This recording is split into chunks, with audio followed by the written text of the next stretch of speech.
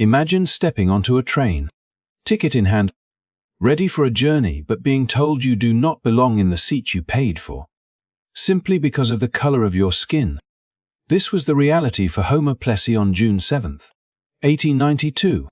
In New Orleans, Plessy, a man of mixed race, boarded a first-class car with every intention of traveling like any other passenger, only to be confronted by a system designed to keep him separate. What followed was not just an arrest, it was the beginning of a legal battle that would shape the lives of millions of Black Americans for decades. Plessy refused to give up his seat. He declared, "I am an American citizen. I have paid for a first-class ticket and intend to ride in a first-class car."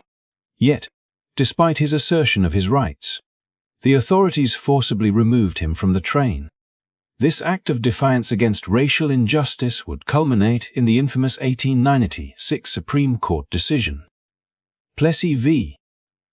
Ferguson, which established the doctrine of separate but equal and set the stage for nearly 70 years of legalized segregation. But this story is more than a historical case.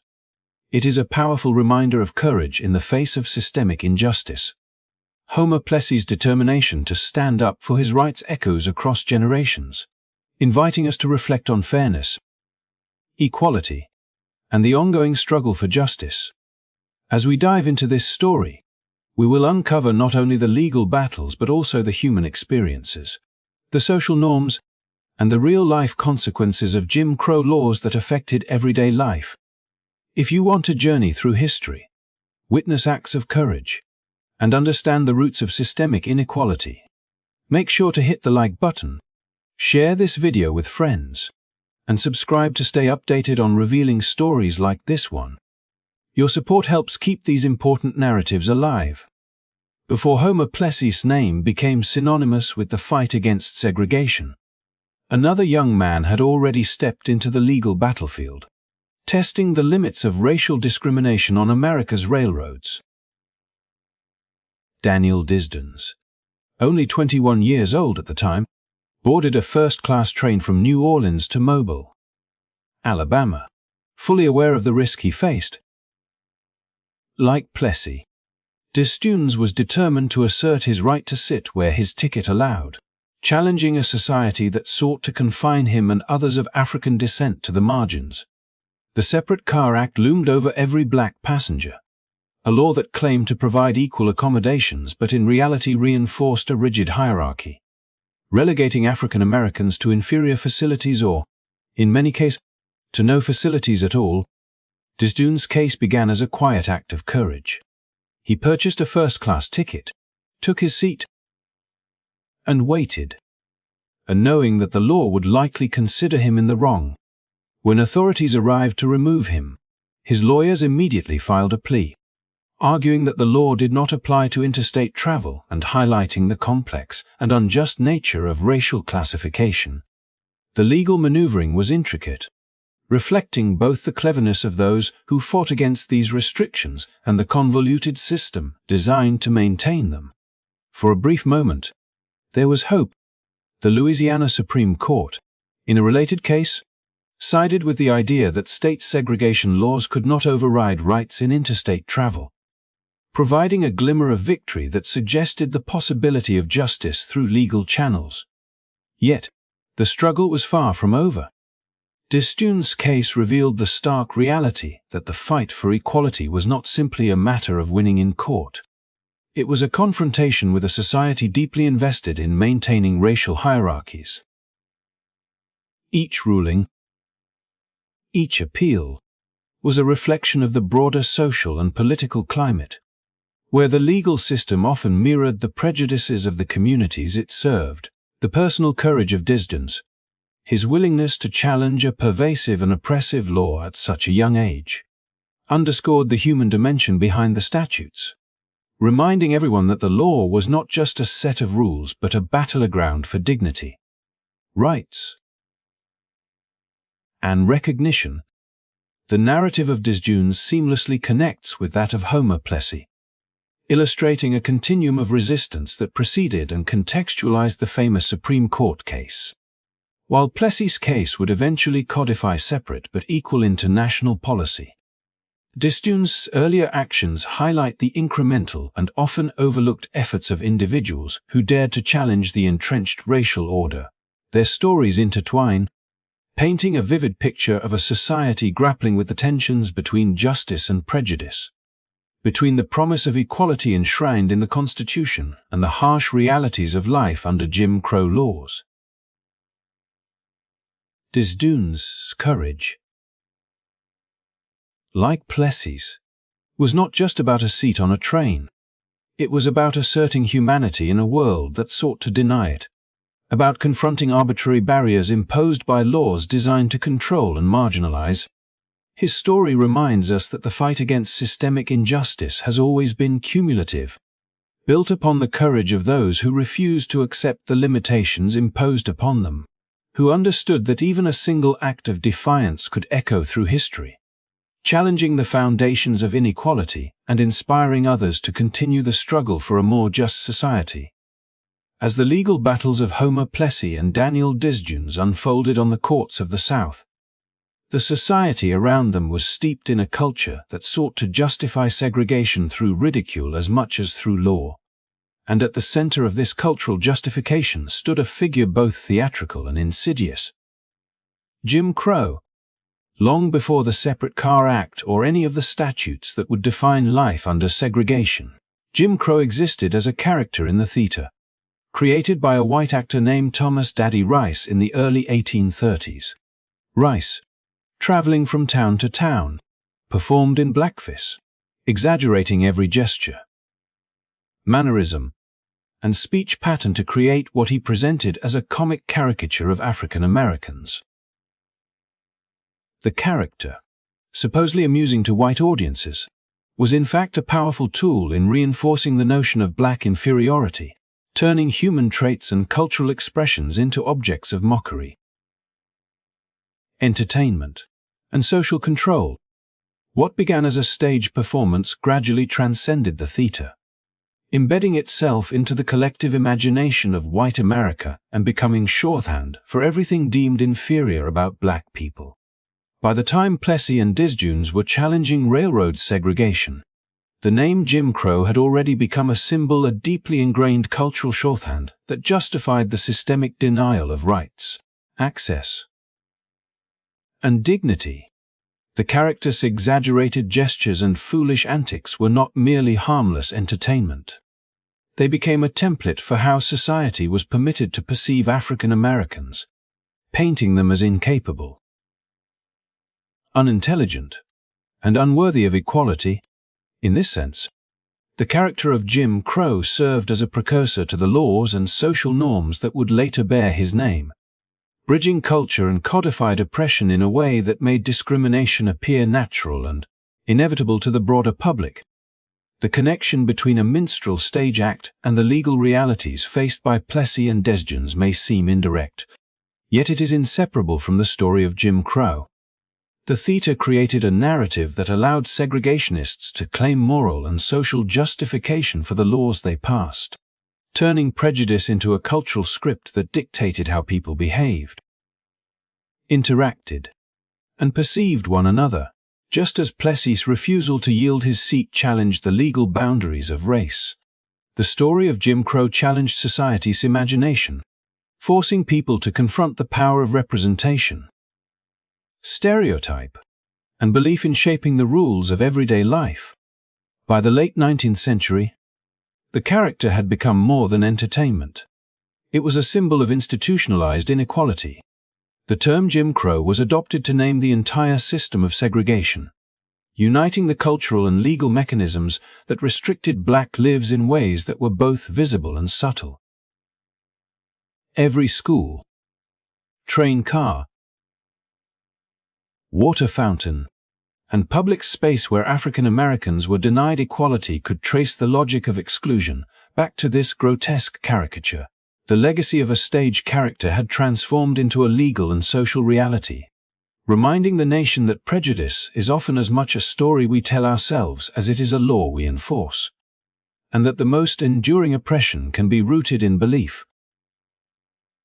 Representation and normalized behavior as much as in statutes and policies. Understanding Jim Crow as both a personified figure and a codified system deepens the connection between individual acts of courage, like those of Plessy and Desdunes, and the broader social forces they confronted. Their defiance was not only against unjust laws, but against a cultural script that had for decades portrayed them as inferior and undeserving. By standing up for their rights, they challenged not only the letter of the law but the very story that society had been telling about them, setting the stage for generations of resistance and the eventual dismantling of an entire system of oppression. By the time the Supreme Court rendered its decision in Plessy v. Ferguson in 1896, the character of Jim Crow had evolved far beyond the theater, transforming into a pervasive system that governed nearly every aspect of life for Black Americans across the southern and border states. This system was not merely a set of laws. It was a complex web of social norms, customs, and unspoken rules, carefully constructed to uphold white supremacy and limit the freedoms of African Americans in both public and private spheres. From the moment a Black person stepped outside their home, they were met with a reality meticulously organized to remind them of their so-called place, a reality enforced through legislation, social expectation, and, when necessary, violence. Schools were segregated, often leaving Black children with outdated textbooks, overcrowded classrooms, and underfunded facilities, while white children enjoyed resources that reflected society's unequal valuation of human potential. Public transportation was divided, with Black passengers forced into inferior cars or relegated to standing, their presence in certain spaces a constant negotiation with the threat of confrontation. Restaurants, parks, libraries, hospitals, and even cemeteries adhered to the same rigid separation, creating a world in which every public interaction carried the weight of racial hierarchy. Within homes, neighborhoods, and workplaces, unspoken rules dictated how Black people should speak, walk, and even acknowledge white presence, a constant performance of subservience demanded by a society that had legislated inequality. These laws and norms extended far beyond physical separation. They were instruments of control, shaping how individuals perceived themselves and each other. Interactions between Black and white people were carefully monitored, with etiquette codifying humiliation into daily life rules that forbade simple gestures of respect or social equality, turning the ordinary into a minefield of potential consequences. Any breach of these conventions, whether intentional or accidental, could invite verbal abuse, economic reprisal, or even physical violence, a system designed not only to punish but to instill fear and obedience. Jim Crow also operated as a cultural force, reinforcing stereotypes and ensuring that societal attitudes aligned with the legal framework. Media, theater, and educational institutions propagated the message of Black inferiority while glorifying white authority, ensuring that segregation was not only tolerated but normalized. Over time, these combined forces entrenched themselves so deeply that generations of Americans grew up internalizing the boundaries and limitations imposed by a system that claimed to be natural, inevitable, and even just. Understanding Jim Crow as both a legal and cultural system illuminates the stakes of the resistance embodied by figures like Homer Plessy and Daniel Desdunes. Their refusal to accept a second-class status was not just a challenge to a single law. It was an assertion of humanity against a society built to deny it. Every train, every courtroom, and every public facility became a stage upon which the broader battle for dignity, equality, and justice was fought. This system persisted for nearly a century, shaping the social, economic, and political realities of Black Americans and leaving a legacy that would require generations of courage and activism to dismantle. In connecting the stories of individual defiance to the broader architecture of Jim Crow, it becomes clear that the struggle was never simply about laws on a page, but about the lived experience of millions who demanded recognition, fairness, and the right to exist fully as citizens in their own country. Under the shadow of Jim Crow, the everyday life of Black Americans was defined not only by the laws that segregated them, but also by the stark inequalities embedded in the very spaces they inhabited, traveled through, and relied upon. The promise of separate but equal, upheld by the Supreme Court in Plessy, Ferguson, was a hollow pretense, masking the profound disparities that touched nearly every aspect of public and private life. Schools, for example, were more than educational institutions. They were gateways to opportunity, and yet the schools designated for Black children were often dilapidated, overcrowded, and poorly funded, with textbooks handed down from white classrooms that were decades out of date. In these spaces, children were confronted daily with a tangible message about the value society placed on them, a lesson reinforced at every turn by the visible contrast with the facilities provided for white children. The inequality extended far beyond classrooms. Hospitals that served Black communities were frequently understaffed, under-resourced, and located in neglected neighborhoods, leaving patients with substandard care and fewer options for treatment. Public transportation forced Black passengers into the rear cars or inferior compartments, a constant reminder of their supposed lower status, and every journey carried the risk of confrontation, harassment, or violence if these unspoken boundaries were challenged. Even in death, segregation maintained its grip. Cemeteries for Black people were often neglected, poorly maintained, or altogether absent, while white cemeteries enjoyed careful attention, monuments, and respect that were systematically denied to Black families. Public parks, libraries, water fountains, and recreational spaces followed the same pattern, each a microcosm of a society that had chosen to enforce separation rather than equality. Water fountains marked colored were frequently in worse condition. Parks were smaller or fewer in number, and libraries offered fewer books, older editions, or entirely separate facilities with limited accessibility. The cumulative effect of these disparities was a constant, inescapable message that Black lives were considered inherently less valuable, that even ordinary rights and comforts were privileges granted at the discretion of a segregated society. The enforcement of these inequities was not always through explicit law. Social norms and community policing ensured compliance, often reinforced by intimidation, threats, or violence. In theaters, restaurants, and public events, Black Americans were confined to designated sections or entrances, frequently forced to accept not only the separation but the humiliation of knowing that these conditions were deliberate, enforced, and celebrated by the dominant culture. Every interaction became a negotiation with systemic oppression, a careful calculation of what could be done without provoking retaliation, and a persistent awareness of the limits imposed on one's freedoms simply because of skin color.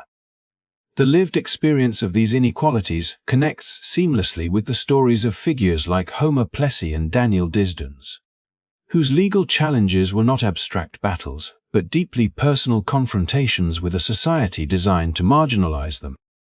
Their courage in asserting basic rights, like taking a seat on a train, mirrored the everyday courage required to navigate a world in which nearly every public and private space was structured to remind them of their supposed inferiority. Recognizing the breadth and depth of these inequities brings clarity to the stakes of resistance under Jim Crow. It was not merely a fight against laws but a struggle for dignity, equality, and the affirmation of humanity in a society determined to deny it. In examining these realities, we see the pervasive reach of systemic oppression and the extraordinary resilience required simply to live, work, learn, and exist under such conditions. Living under Jim Crow meant that the simplest human gestures, those that might otherwise express respect, friendship, or kindness, were transformed into acts fraught with danger, monitored by a society determined to enforce a rigid racial hierarchy, and punished when violated. Black people were expected to navigate a labyrinth of unspoken rules and legally codified prohibitions that dictated how they could interact with white individuals, where even a casual handshake, a smile, or the offer of a cigarette could be interpreted as a challenge to the established order. Every movement, every word, every expression of common courtesy required a careful calculation of risk, because these norms were reinforced not just through social pressure but through the legal system, the threat of violence, and the pervasive knowledge that white authority would enforce compliance with brutal efficiency. Etiquette under Jim Crow was a form of social control as much as the laws themselves. A black man could not extend his hand to shake hands with a white man without suggesting equality, a perceived affront that could provoke verbal reprimands, economic reprisals, or even physical attacks. Similarly, offering a cigarette to a white woman, sharing a table, or showing any sign of familiarity was considered an encroachment on the social order, and such seemingly minor acts could carry devastating consequences. Public displays of affection, even between black couples, were closely scrutinized, as the visibility of their intimacy was framed as offensive to white sensibilities.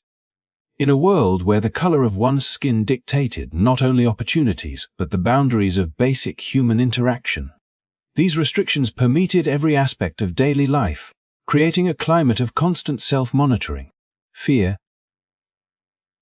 and adaptation. The enforcement of these norms was inseparable from the broader legal and cultural machinery of Jim Crow, which touched schools, public transportation, workplaces, restaurants, and recreational spaces. These social rules were backed by courts, law enforcement, and, in many cases, mobs, ensuring that the boundaries of permitted behavior were rigidly maintained. Violations could result in arrest, fines, loss of employment, or violent reprisal, leaving black individuals in a perpetual state of vigilance. In this context, a handshake was not merely a social courtesy, it was a potential act of defiance. A smile, a casual conversation, a shared laugh could be interpreted as a transgression, a reminder of the constant negotiation demanded by systemic oppression. The psychological impact of these constraints was profound, shaping how black people saw themselves and how they navigated the world. Generations grew up internalizing these restrictions, learning to code gestures, tone, and body language in ways that signaled submission and deference, not just for survival but as a daily act of self-preservation. Yet within this oppressive framework, acts of subtle resistance persisted, small moments of agency, quiet defiance, and dignified behavior that challenged the rigid expectations imposed by law and custom. These micro-resistances, alongside the more public acts of courage exemplified by Homer Plessy and Daniel Destunes, illuminated the enduring human spirit and the struggle for dignity in a society structured to deny it. The prohibitions on gestures, as restrictive as they were, serve as a window into the broader mechanisms of control and the extraordinary resilience required to live under Jim Crow, where even the simplest expressions of equality had to be earned, negotiated, or risked. Under Jim, the reach of segregation extended far beyond the obvious confines of public transportation or schools. It seeped into nearly every facet of daily life, dictating who could marry whom, where one could live, how one could work, and even what leisure activities were permitted. The laws created a labyrinthine structure of restrictions that governed the behavior of black Americans, turning ordinary decisions into acts fraught with legal and social peril. Education was strictly segregated, and the schools provided for black children were vastly inferior in resources, infrastructure, and opportunities compared to their white counterparts, leaving generations of students with limited access to knowledge and advancement. Marriage was another arena where the state asserted control, outlawing unions between white people and black people, and in some states extending restrictions to those of mixed heritage, criminalizing love and family bonds and turning personal relationships into sites of legal and societal policing. Recreational spaces, from parks to baseball fields, were similarly regulated, with laws prohibiting black and white people from enjoying games or public leisure together, ensuring that even moments of play were marked by segregation.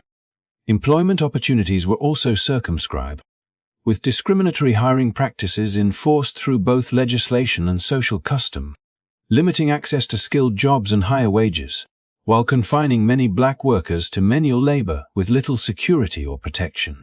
Housing was likewise controlled, as municipalities and state laws restricted where black families could live, often relegating them to underdeveloped neighborhoods with substandard services, which further reinforced cycles of poverty and social marginalization. Public facilities such as libraries, hospitals, restrooms, and theaters were similarly divided, with the black sections frequently neglected or wholly absent, making everyday life a constant negotiation with scarcity, delay, and humiliation. The enforcement of these rules was backed by a combination of fines, imprisonment, and the ever-present threat of extralegal violence. A black person attempting to access a white-only facility or asserting their rights in any regulated domain risked not only legal penalties, but also physical attack or economic retaliation, leaving individuals and families in a state of constant vigilance. The scope of Jim Crow extended into almost every interaction, from the seemingly mundane using a telephone booth, attending a circus, or riding a train to the deeply personal, such as custody of children, cohabitation, and even participation in organized sports. These laws were designed to create a rigid hierarchy, ensuring that black people remained subordinate, their freedoms curtailed in ways both visible and insidious, and their daily lives dictated by the whims of a system determined to uphold white supremacy. Within this oppressive framework, ordinary survival required constant negotiation, vigilance, and resilience, with every step, choice, and social interaction constrained by the pervasive threat of legal or social punishment. Yet, amidst these harsh realities, black communities developed strategies to resist, adapt, and assert dignity, whether through the pursuit of education, creation of cultural and civic institutions, or acts of quiet defiance in the face of discrimination. The breadth and depth of Jim Crow's reach illustrate not merely a set of laws, but a comprehensive system of social control, one that regulated life from the cradle to the grave, imposed boundaries on every aspect of existence, and demanded extraordinary courage simply to live with dignity in a society structured to deny it.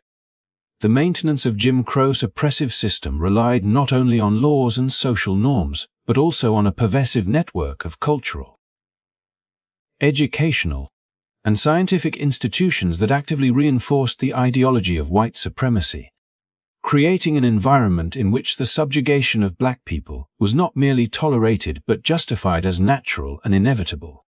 Newspapers and magazines played a powerful role in shaping public perception, routinely portraying black individuals as intellectually deficient, morally corrupt, and culturally inferior, their stories framed in ways that emphasized criminality, laziness, or other perceived defects, reinforcing negative stereotypes and shaping the attitudes of white audiences across generations. School curricula similarly supported these notions, teaching children from an early age that social hierarchies were ordained, and that the place of black people was necessarily subordinate. With textbooks, lessons, and teacher expectations all aligned to maintain this worldview. Religion, too, was enlisted in service of segregation, as ministers and theologians provided moral justification for the Jim Crow order. preaching that God had decreed the separation of races, that white people were divinely chosen, and that black people were destined to serve. Their position in society a reflection of spiritual hierarchy rather than human agency. Pseudoscientific theories,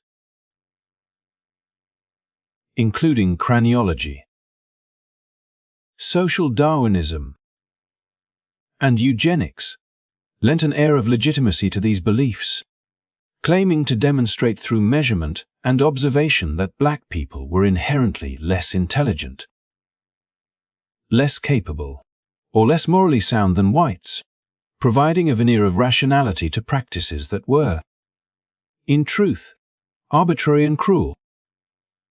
Universities,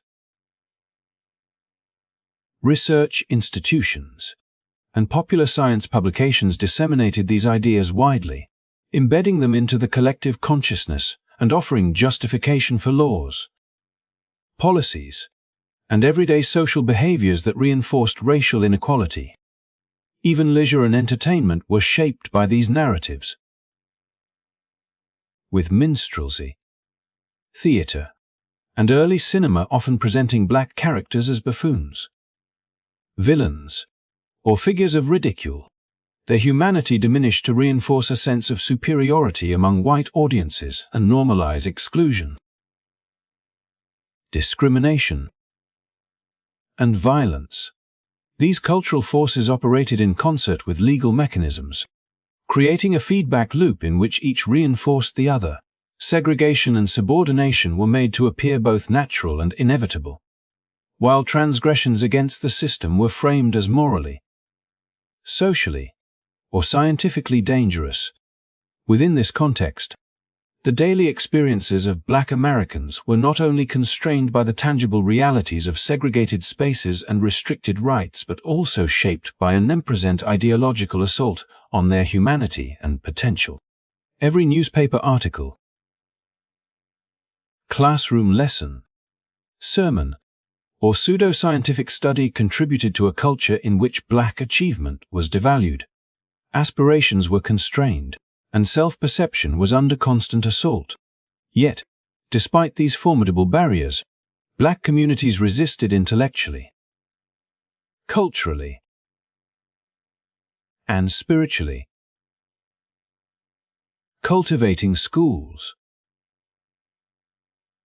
religious institutions, newspapers, and social networks that affirmed their dignity, nurtured their talents, and challenged the false narratives imposed upon them. The interplay of media, education, religion, and pseudoscience illustrates how deeply Jim Crow sought to control not only actions and interactions but thoughts and beliefs, and highlights the extraordinary resilience required to maintain identity, pride, and hope in the face of a system designed to render an entire people invisible or inferior.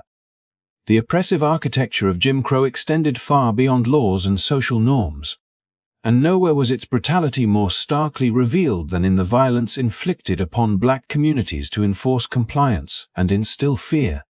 While segregation dictated where black people could sit, learn, or live, the ultimate enforcement mechanism was physical intimidation, ranging from public beatings to the most extreme form of terror, lynching. These acts were not isolated incidents but rather systematic tools of social control, meant to remind an entire population of the deadly consequences of asserting autonomy, challenging white authority, or even existing with dignity in spaces deemed off-limits. Streets, towns, squares, and woods became sites of horror as mobs, often numbering in the hundreds, gathered to mete out punishment with impunity, and law enforcement frequently either participated or turned a blind eye, leaving black victims entirely vulnerable. Lynching was deliberately public, a spectacle that served multiple purposes: to punish individuals,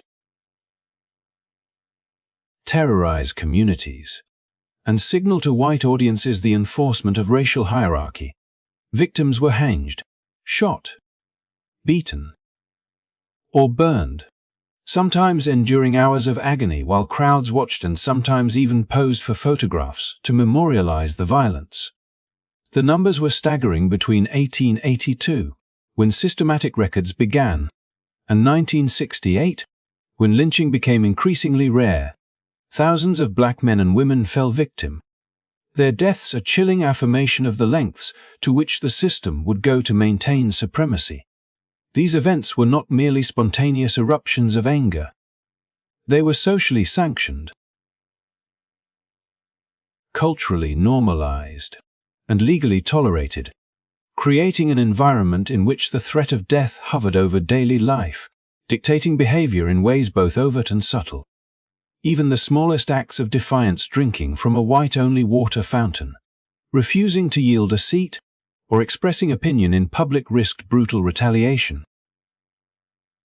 With neighbors, employers, and authorities complicit in punishing the perceived transgression, families lived in constant vigilance, teaching children to navigate a landscape where any misstep could provoke lethal consequences. The terror extended beyond the immediate act, the absence of legal recourse, the complicity of courts and law enforcement, and the general acceptance of racial violence in broader society made it clear that survival depended on submission, caution, and the careful performance of deference at every level of social interaction. Yet amidst this climate of fear, black communities displayed extraordinary resilience, developing networks of mutual aid, cultural expression, and spiritual strength to resist the psychological and physical oppression imposed upon them. Churches, fraternal organizations, schools, and civic groups became sanctuaries of safety and sources of empowerment,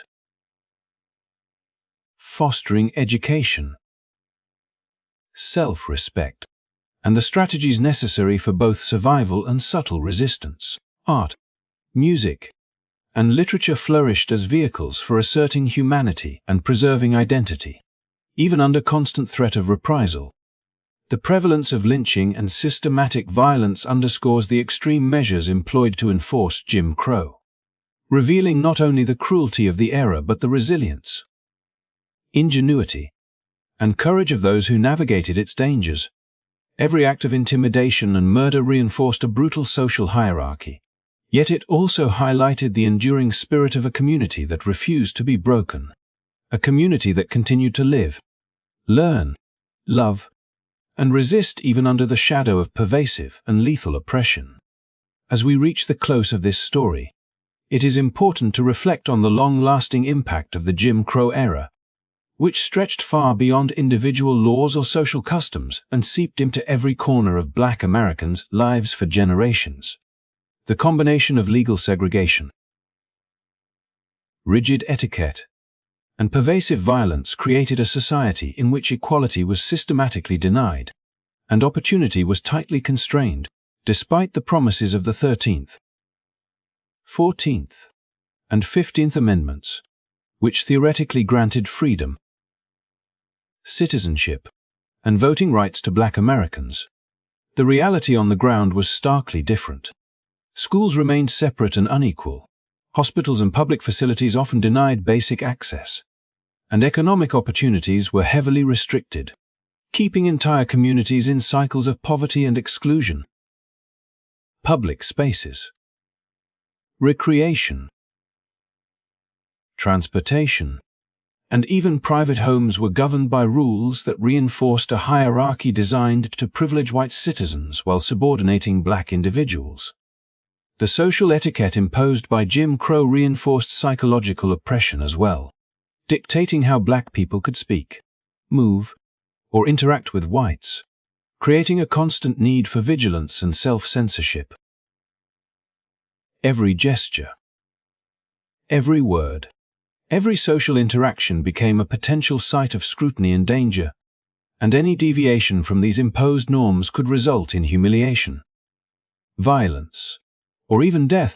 The physical and psychological toll of navigating such an oppressive system cannot be overstated. And yet Black communities found ways to persevere, building rich cultural, religious, and educational institutions that nurtured resilience, identity, and hope. Churches, schools, local businesses, and civic organizations became sanctuaries for growth and solidarity, allowing communities to resist oppression while maintaining a sense of dignity and purpose. The legacy of Jim Crow extends into our present, influencing the structural inequalities and racial disparities that persist today. Understanding this history is not simply an academic exercise. It is a crucial step toward recognizing how systemic oppression operates, how generational trauma develops, and how communities respond with resilience and courage. By studying the experiences of those who endured Jim Crow, we can better appreciate the ongoing struggle for equity and justice, and the importance of confronting inequality in all its forms. Thank you so much for taking the time to watch this deep dive into a pivotal and painful chapter of American history. Your engagement helps ensure that these stories are remembered and learned from. If this video has opened your eyes to the realities of Jim Crow and inspired reflection on the long fight for justice, please give it a thumbs up, share it with friends and family, and do not forget to subscribe to our channel for more insightful and revealing content. Your support helps keep these important narratives alive and ensures that the lessons of the past continue to inform a better, more equitable future.